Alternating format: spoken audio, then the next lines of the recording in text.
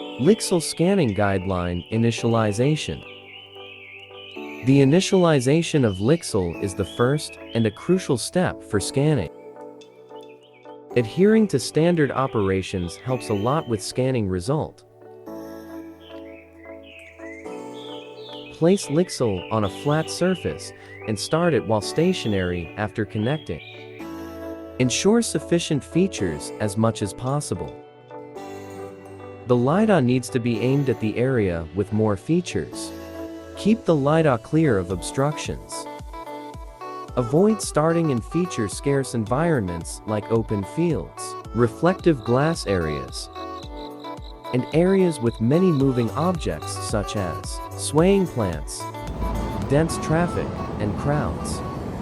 Once started, wait for the point cloud on the mobile interface count to 15 seconds. And gently lift the device for scanning, avoiding sudden movements.